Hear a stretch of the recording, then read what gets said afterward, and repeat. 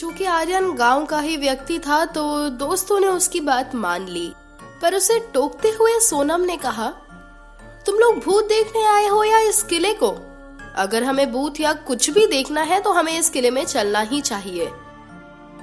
सोनम की बात तो सही है, पर मुझे डर लग रहा है यार, मेरी हार्ट बीट बहुत तेज धड़क रही है, डरती हुई आवाज में राघव ने बोला।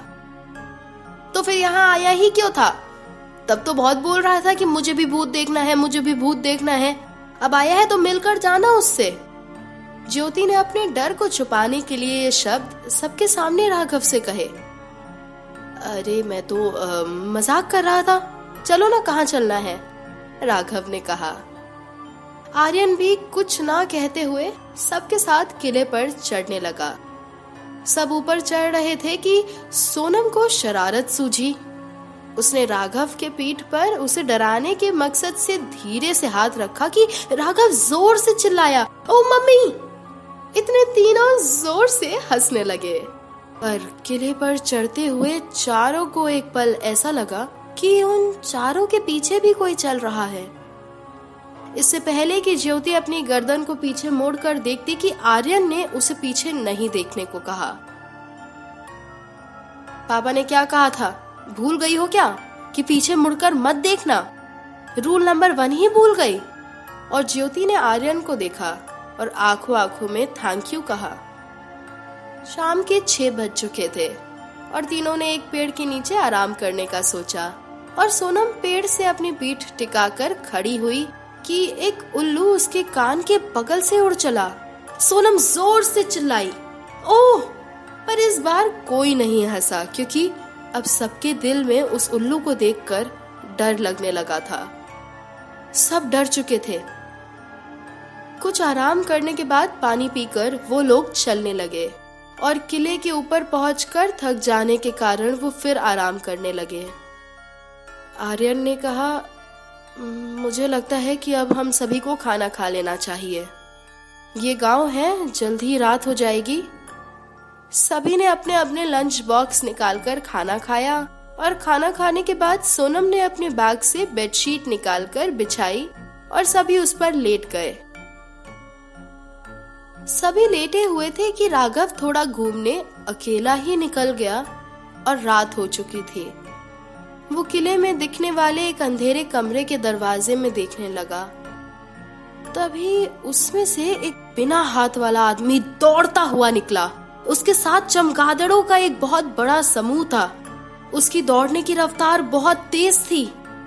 वो काले रंग का था, जिसे देखकर राघव उसके विपरीत दिशा में भागा।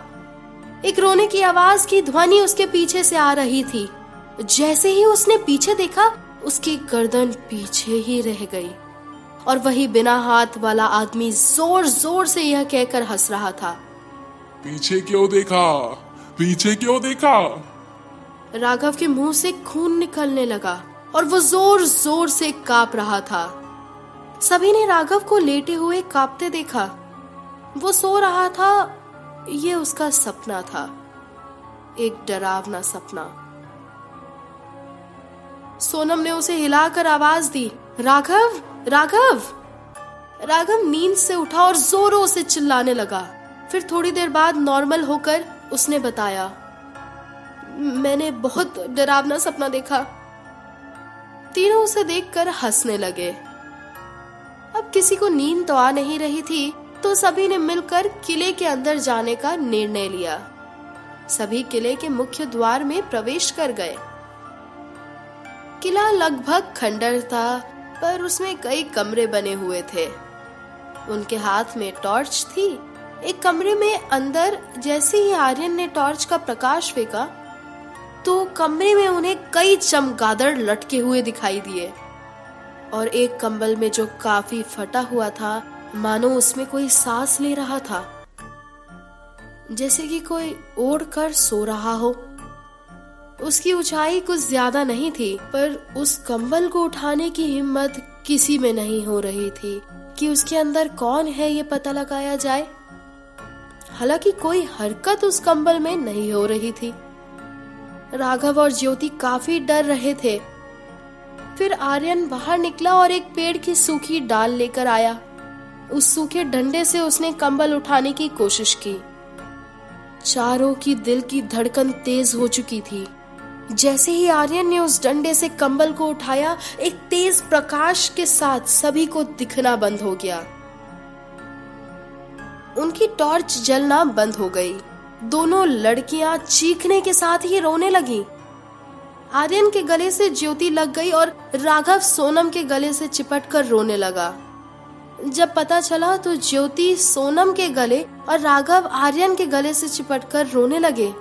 सभी बेहद डर गए। किसी को कुछ नहीं दिख रहा था, न तो बाहर निकलते बन रहा था और न ही अंदर कुछ दिख रहा था। चारों ने एक दूसरे का हाथ पकड़ लिया और सभी धीरे धीरे शांत हुए। सोनम ने अपने बैग से रेडियम का एक छल्ला निकाला जिससे थोड़ा सा प्रकाश हुआ। वो आगे रास्ते के लिए दरवाजे तक आए कि आर्यन ने पीछे मुड़कर उस कंबल को देखने का प्रयास किया, पर उसे आर्यन के पापा की बात याद आ गई। सभी सोच रहे थे कि आखिर उस कंबल में था क्या। दरवाजे से बाहर निकलकर आगे बढ़ ही गए थे कि कुछ बातों की सुगबुगाहट उन्हें सुनाई दी और उस आवाज की तरफ सभी आगे बढ़ने लगे। ये आवाज कहाँ से आ रही है? उन्हें ऐसा महसूस हुआ था कि जैसे कोई उनसे जल्दी उस कमरे में से निकलकर दूसरे कमरे में जा रहा है और वो चारों भी उसी दिशा में जाने लगे। दोस्तों, इस श्रृंखला के आगे के भाग सुनने के लिए मेरे चैनल के साथ बने रहिए और इसे सब्सक्राइब करना ना भूलें।